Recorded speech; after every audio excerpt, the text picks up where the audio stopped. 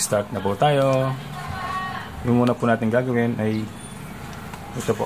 Luto na po ito kanina. Pinakuloan ko na po yan.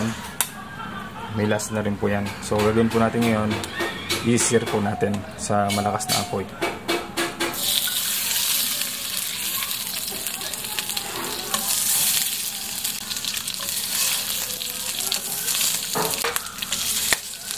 Ang purpose po natin ay magkaroon ng crush. Kaya brown yung gilid niya, yung pinaka outer layer niya. Yan.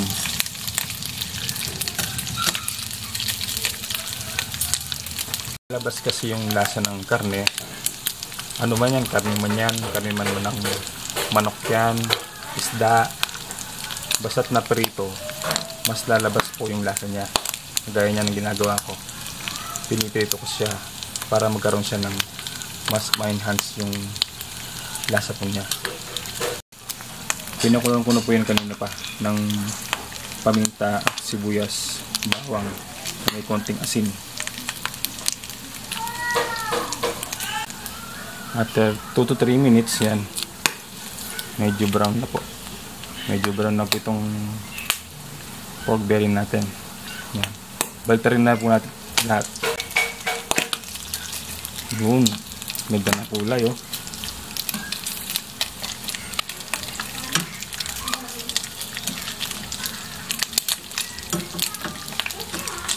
Mas panalo yung lasa nito pag ganyan yung itsura niya. Sana subukan niyo po itong aking recipe. Madali lang naman po ito. Yan.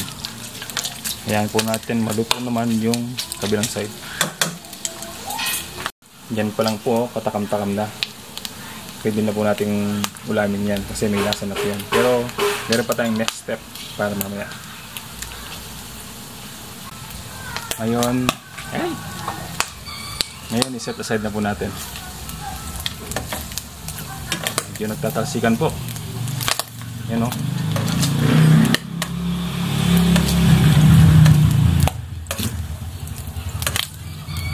Kung meron po yung air fryer, mas mainam po para liwas po sa pasok. Yan. Next step na po tayo. Next step mo natin ay mag-isa na tayo ng bawang. Yan, mas marami, mas maigi. Para lumabas yung lasa ng bawang, mas maganda i-brown po natin ng konti. Kung inuno nyo pong nilagay yung sibuyas, mayroon pong i-brown yung bawang. Kaya yan, oh, medyo brown na siya. Ngayon sa puntong ito, pwede na po nating ilagay ang sibuyas.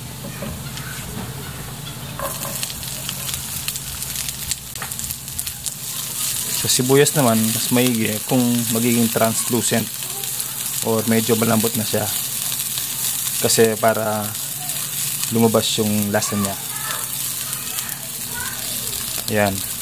Medyo malambot na po yung yung sibuyas. Ayan. Pwede na natin ilagay yung kamatis.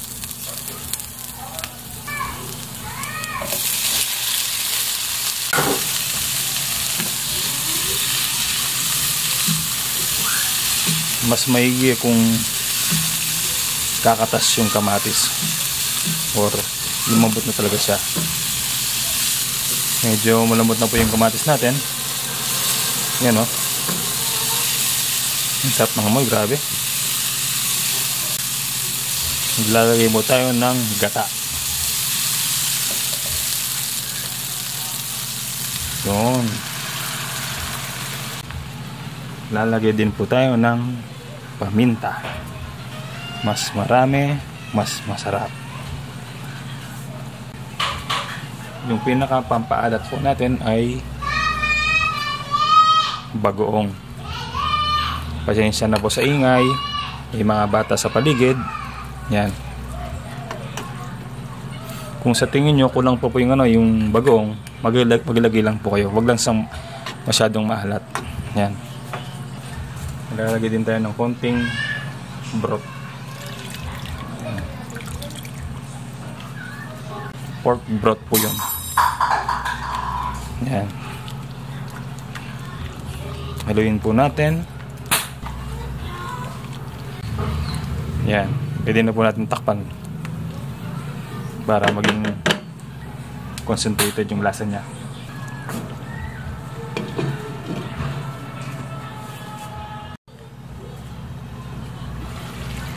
After 3 minutes na pagpapakulo, yan o, nagmantika na po. Titingnan niyo po. Yan o, nagmamantika na po. Lumalabas na po yung tunay na lasa ng gata. Sarap niyan, grabe.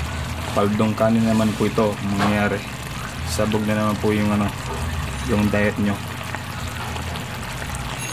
Next step po natin, ilalagay po natin tong pork belly.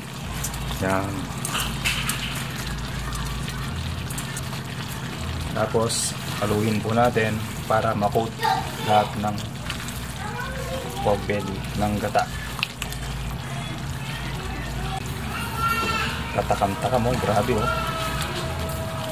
Grabe yan, sarap yan.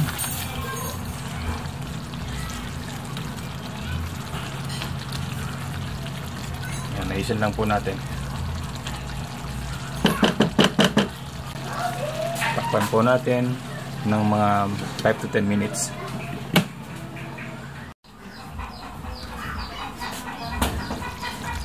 Yun o, tignan nyo po oh.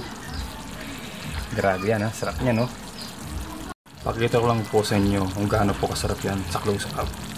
Yan o, nagmamantika, tapos yung taba ang lambot. Yan o, sarap niyan, grabe. Makita mo sa mesa mo yan, no? Hinanda ng asawa mo. Panigurado, makakarami ka ng kanin. Yun, no?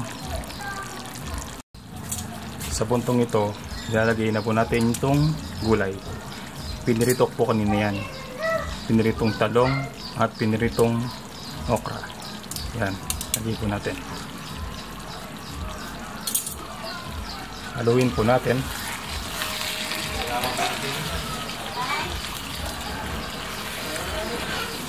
Grabe oh.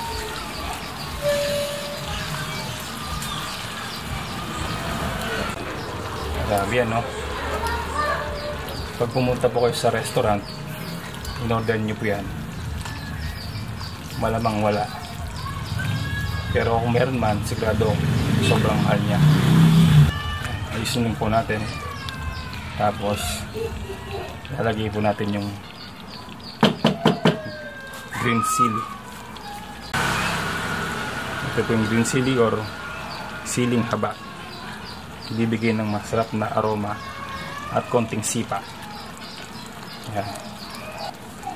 Takpan po natin ulit ng mga 3 minuto. Balik po tayo.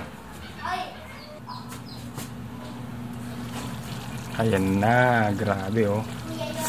Sarap niyan. Check nyo po, katakan-takan po yan. Grabe oh. Naprito po kanina yung yung okra tsaka yung talong. Luto na po yan.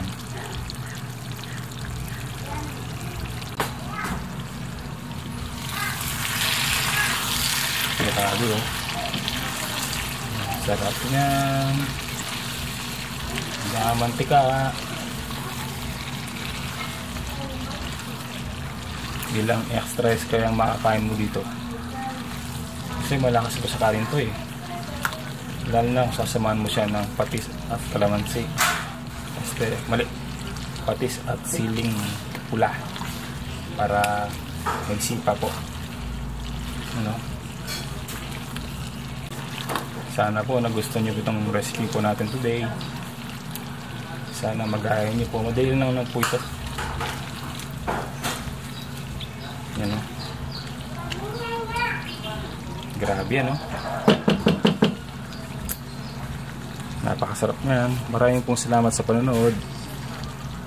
Mag-subscribe po kayo tapos click nyo po yung notification po para updated po kayo. Salamat po.